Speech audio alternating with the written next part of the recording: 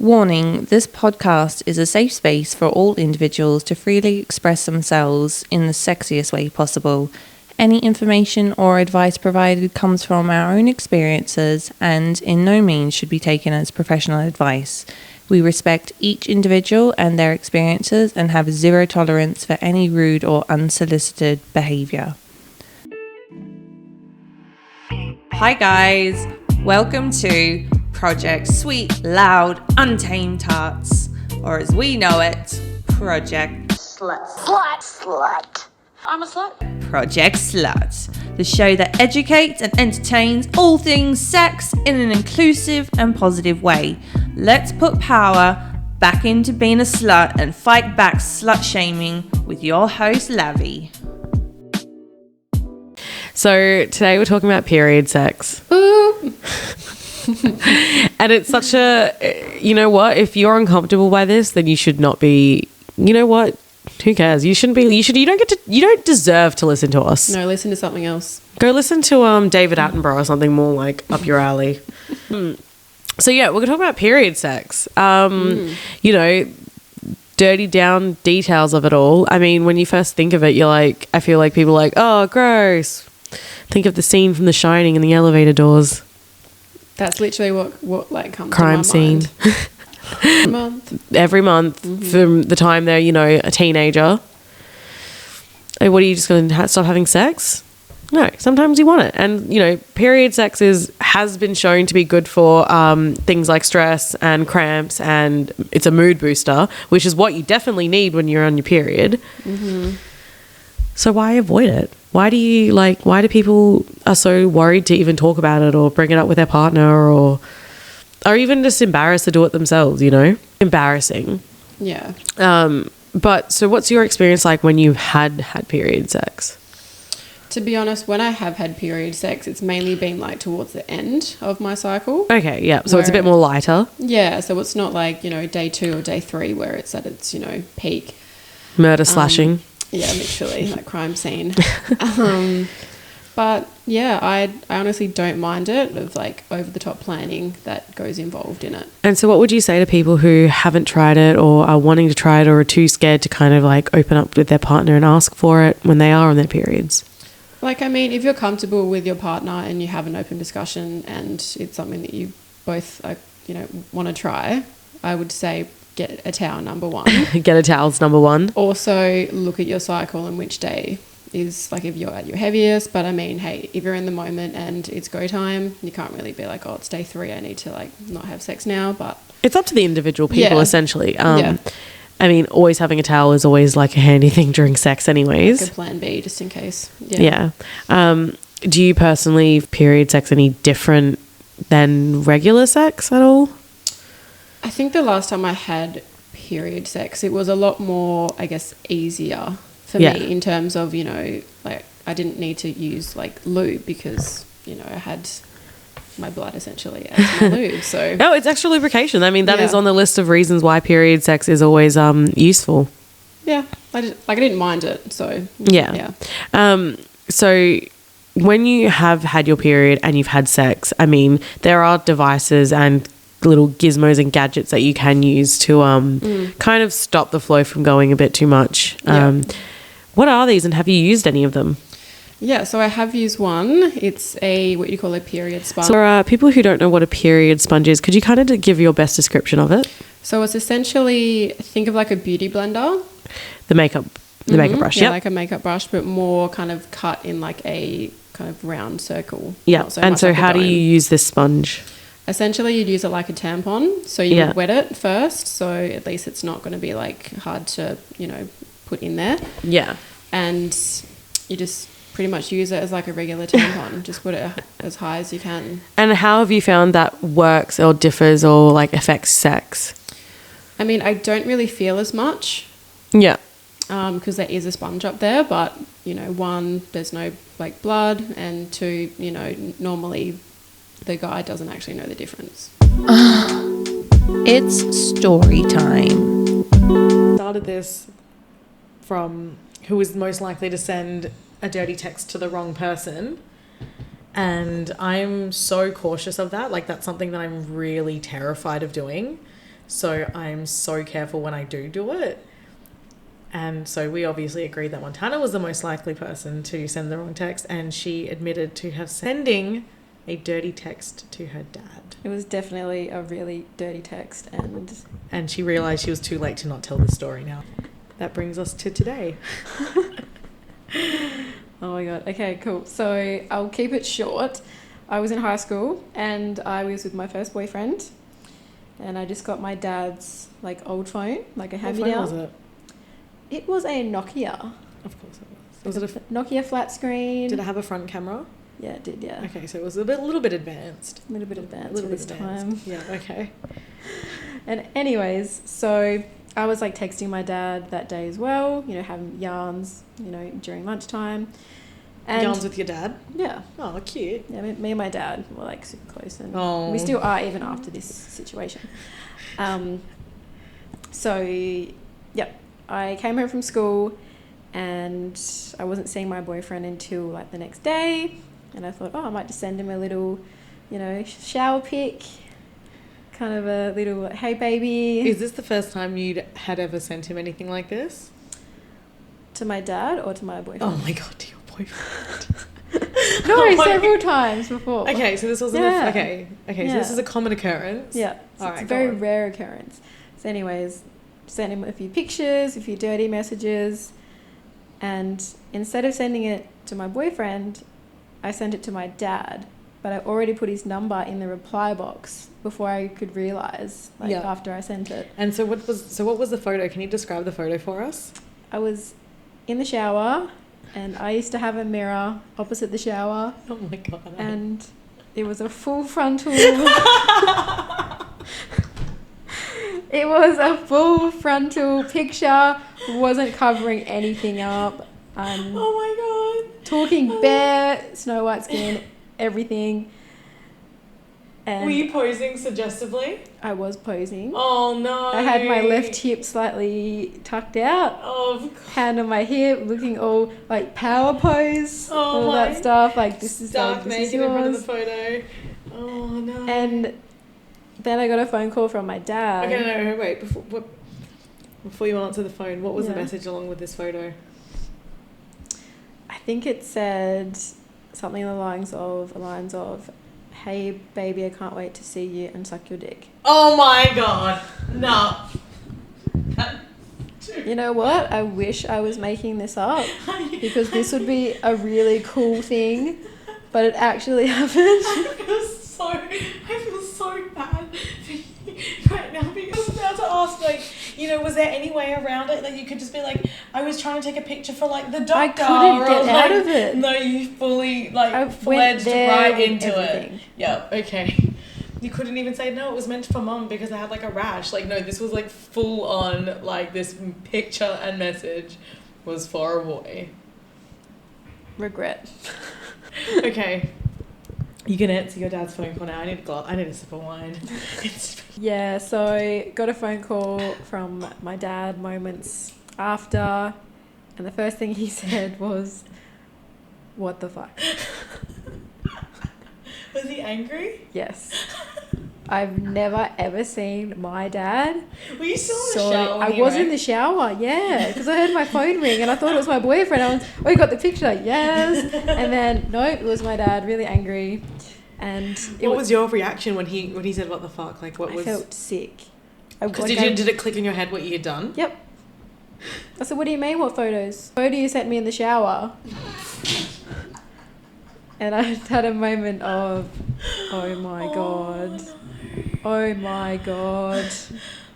But I told my boyfriend and he found it hilarious. So great. So what happened after that? Let's just say the night was very awkward. So you Tension. So he told your mum. Did you get in trouble? Of course he did. Like, were you grounded? Was it awkward for your boyfriend if he ever came over? I think because I explained myself that it was primarily for my boyfriend. So they kind of... Primarily for your boyfriend? Like, they got it, but then they left it. They're like, you know what? Shit happens. Be careful who you send things to. It's that time again. War stories direct from your local working gals. Very Sunday, Friday for us. Yes, it is a very Sunday, Friday. You know, for people in our industry, it is, the days of the week are just not normal. What's a Monday? My Monday, you know what? My Fridays are generally like my Mondays. Yeah, same. They're always super hectic at work, like day job and night job. And it's always like just rude fucking people on a Friday and like cannot deal. Yeah, exactly. Yeah. So we're talking about period sex today. Yes, I love it. You love it? I love period sex. Oh, okay. So this is going to be interesting to find, like, you know, get your kind of insight on. You know, a lot of people, when they think of period sex, they kind of like, oh, gross. I mean, I'm definitely one of those people because, you know, we've grown up thinking we should be ashamed of our periods. Yeah, absolutely. It's kind of the culture we grew up in. So when you think about period and sex, it's kind of like, oh, you shouldn't be doing that. I'm always so horny when I'm on my period. Well, everyone is. I mean, that's just part of being on your period. Your hormones are like going crazy. Mm-hmm. So it's like essentially one of the most horniest times you are. And, you know, society's like, no, go hide in your room with your big granny panties on. Well, I mean, like, yeah, I probably used to be like that too when I was younger. And like obviously when I've been in relationships, it's never been a problem. But these days, like, honestly, the other day, I literally, like, you know, I started seeing this guy and I was like, he was like, when am I seeing you next? And I was like, well, I've actually got my period at the moment. So, like, don't want to, you know, give you false hopes if you come over. And he was just like, I don't care. Wow. So now we're gonna go back to that. I mean, like you said, like, you know, when people are in a relationship, I mean, you're a bit more comfortable to engage in period sex because, you know, you're with someone that you know. Obviously, you're not as embarrassed. But even then, you know, there are some things that people should do when they are engaging in period sex. And I mean, one of the first things is hygiene.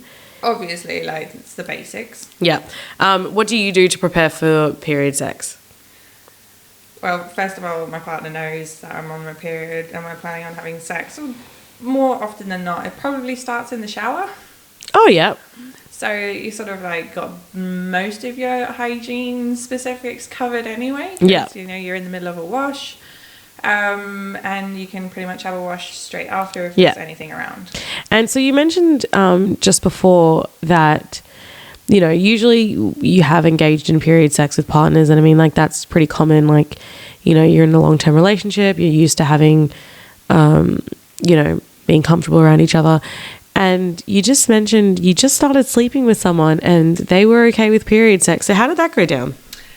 Well, so the guy that I just started seeing, he's a little bit older. So I guess we've got the side of maturity in the equation here. But like I was just brutally honest with him because he wanted to like come over and see me, and I was like, oh, I'm just letting you know, like, I'm actually on my period at the moment, so I don't want to like give you a false idea of like what's going to happen if you come over. Like, and I guess like because it's so new as well, I'm sort of like, I don't want to be in like a full-on serious relationship right now, but I like spending time with people, you know. Yeah, like, of course, as you do. Anyway, so like said that to him, and he was just like, I don't care. I was like, all right, come over. So he came over, we watched a movie in bed, and yeah, we had sex. And it was fun. I think one of the things that people are so surprised about is that it's not as messy or as gross. Not actually as crime scene-y as people think it is. I mean, if you probably had your period on your first, second day, third day, and like had sex, obviously there's going to be a lot of blood, but it's not, even then it wouldn't be as bad as you It's still think. individual to each person as well. Like, so for instance, for myself, like the contraception that I'm on, I barely get a period anyway. So like it's always like super light, but even when I'm not on contraception, I have a normal period. I've never been like really, really heavy, so it's never been something I've had to stress about. So I mean, like, I feel like once people have engaged in period sex, they're kind of like, oh, actually this isn't so bad, and then it stops being such a big deal. From like lots of research, like period sex is really good for cramps and like, you know, your mood in general. But like, can we just take a moment to like dial it back a second and go, you're okay with licking someone's asshole, but you don't want to have sex with them when they're on their period? I mean, personally, I don't lick people's assholes. Yeah. But yeah, exactly. Essentially the same thing. This is the facts.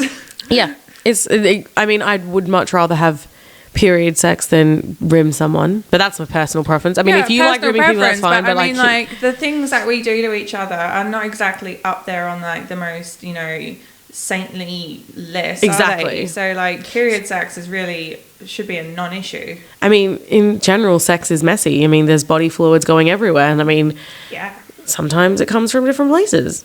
You just got to accept it all. And if you don't want to, period sex is fine. You shouldn't be ashamed of it. If you want to do it and you want to bring it up with your partner, that's one thing. If it's not your thing, no one's forcing you to. Like, I know some people who would not be okay with that, and that's absolutely fine. Yeah. But the reason you shouldn't be not okay with it isn't because you should be ashamed of it. Yeah, and like you shouldn't be enforcing on anyone else that it's not okay. Speaking of period sex, I actually have a hilarious story to tell you. God. All right, here we go. All right, so this is a work story. Yeah. So as we were talking about, or you were briefly talking about before, you know, there's different things you can use when you're on your period. Yeah. So the thing that I use every time I get my period is called a period cup, and it's not like the most obvious ones that were brought out initially, where they literally look like kind of little cups. Mine looks like a diaphragm. Okay. So it's like, you know, quite oval shaped, and it really sits up there, and it's made of a silicone that's really soft, so like I don't feel it. None of my partners have ever noticed it. Obviously, as a sex worker, you know, sometimes you have to go to work and you have your period. Yeah. So I've gone to work this particular Friday night, and my first up client was an alcohol, and super lovely guy, had a jacuzzi, wanted to go in the jacuzzi. That was fine. We ended up having sex in the jacuzzi, and that was all good. I left, went back, and like went into my next client. Now, halfway through having sex with my next client, I feel this like gush of wetness between my legs, and I look down, and it's just like the sheets are wet, and I was just like, what the fuck is going on? And then I instantly knew that a bit of water had been caught in my diaphragm. Oh no. And it been like pushed out because this guy was fucking me so hard. And like, because I'm a quick thinker, right? So like I turn around because I'm in doggy style, and I look at the guy and I'm like, I'm sorry, I'm a squirter. Oh my God.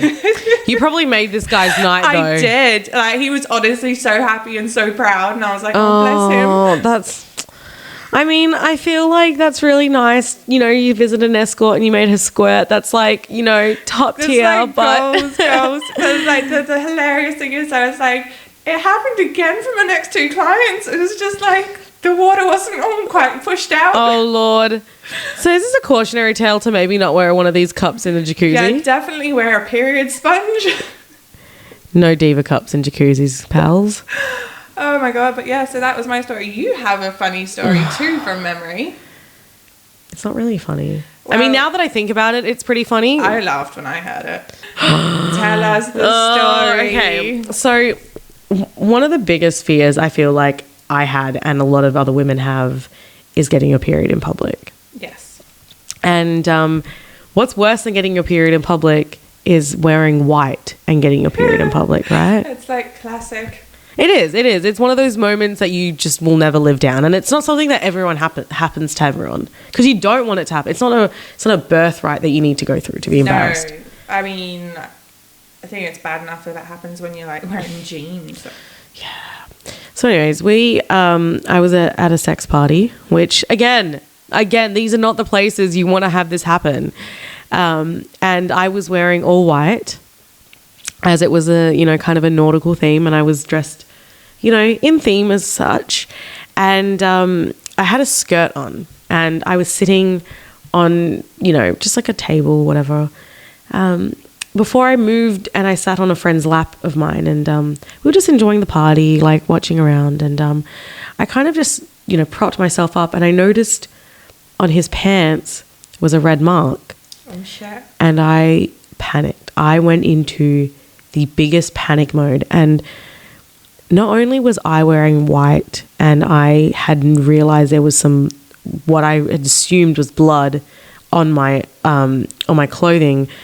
My friend was also wearing white pants. Oh shit. And I panicked and I bolted. And, you know, it was probably because I ran that my friend, you know, probably thought there was something wrong. But I went to the bathroom, and obviously the line was long, and I'm standing there waiting and waiting and waiting. I'm like, oh my God, oh my God, oh my God, oh my God. This line could have not gone any slower. And as I'm about to enter the bathroom door, my friend stops me, and he leans in and he's like, do you have your period? And I said, no, I think I cut myself, because at that time I said I should not have had my period. And also this whole wave of embarrassment came on me. I was like, even if I did, I'm denying this till I'm pleading the fifth. This is not happening. I am not at a sex party in white with a guy having had my period and having marked him with it on his own white pants. No, this is not happening. Marking your territory. Not in the way that I wanted to. So I get into the bathroom, I take off my skirt, I take off my clothes, and I notice that there's no blood where it should be, but there is on the back of me. And I thought, I've either cut one of my muscles on my back, or I've sat in, a little bit of blood or something else. And I still panicked. I took my underwear off. It was covered in blood, and I was like, threw it in the bin, literally fingered myself. No blood. And I was like, and then like the dread kind of left. And then it kind of set in. I was like, okay, it's not from me. How did this happen? But you know what? It's not from me. And that's all I needed. All I needed to know. You had that confirmation. Because you know what? The funny part is that a few days beforehand, I had told a friend that I was going to the party with when I was wearing white that I never buy white underwear because I'm always so scared of getting my period and it being ruined. And I was like, I'm not due for a period, but if I got my period on this boat and I leaked everywhere, I would jump off the boat. So that is why I was like, as if I kind of almost manifested this to happen. Yeah, on yourself, touch wood. But anyways, I came out the bathroom. My friend, he was still standing there, and what a legend that guy was. I mean, in my head, I thought he would have been grossed out. He would have been like, what the fuck? You did this to my clothes. But he was fine. I explained to him what happened, and he was like, oh, that's weird. And I was like, yeah, it was really weird. And so I ended up just wearing, free balling it for the rest of the night. That's hot. Thanks, of course it is. But again, like the panic that set in from the moment I, saw the blood on my friend's white pants till the moment I got into that bathroom, I've never felt an experience like that in my life. Yeah, it's like, when you, again, coming back to the whole, like, that you're not due for your period, but you feel something come out, and like you'll be anywhere and you'll just like feel something, you'll be like, oh shit, no, it's not that time, is it? Halfway through the day you'll just feel this like leak and you'll be like, good oh my God, Lord. is that my period? Is my period? Yeah. So yeah, that was my I obviously wasn't like a period embarrassing story, but essentially for those moments I had never felt more shocked or panicked in my life. That being said, if I had my period, not only would I have jumped off the boat and not been doing this podcast right now, I just don't think I'd ever show my face again. I feel like it's one of those things where I know I shouldn't be embarrassed about it, and it's completely normal. And you know what? My friend was a complete champ about it, but it's just still one of those things as a girl. You just never want to have your period in public, have your period wearing white, and having your period wearing white and have no clothes left on. Yeah, I mean, it's definitely not like on the top 10 bucket list experience. It's so ridiculously annoying that you're the most horniest when you are on your period. Yeah, again, like you said, coming back to all the hormones rushing around your body. But yeah, actually the week before my period as well, I'm like super horny, so I can generally monitor myself with that, because I'm a sexual person anyway, and I like sex, and I'll have it several times a day, any day of the week. Yeah.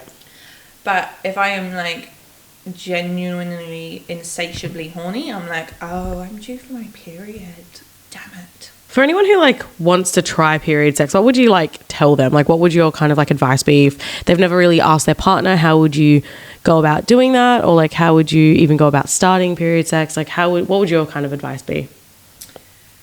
Well, I think it's like most things of a sexual nature. It's like you have to feel comfortable and like safe with your partner if you want to start exploring different things. So if you are in like a genuinely good place and a safe space with your partner, just bring it up. Like, just ask them how they feel. Like, communication is key. Like, we're trying to enforce consent throughout the world. Like, and it starts here in relationships as well. So it's like, if you can't communicate with your partner about things that you're interested in, like wanting to try things, then like, how the hell are we supposed to communicate on like your basic human level in everyday society. So talk to your partner.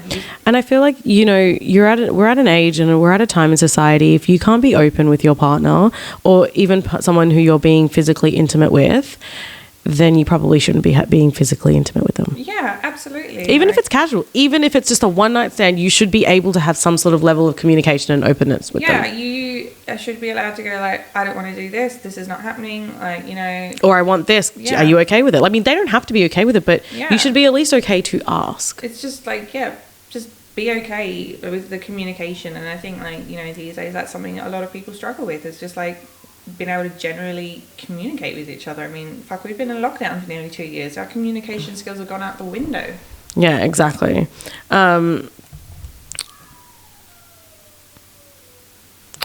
It's a full moon. It's a full moon, if you can't hear that. And Dog's howling for the blood. one of the neighbours must have got a fucking puppy or something, because it's never happened before. Never happened before. It's definitely not my dogs. All right. Well, thank you for joining us today. You are welcome. It was good to be back again. Yes, it's always lovely to have you back. That's all we have time for today. I hope you enjoyed tuning into Project Slut. Stay safe, stay whorish, and we'll see you soon.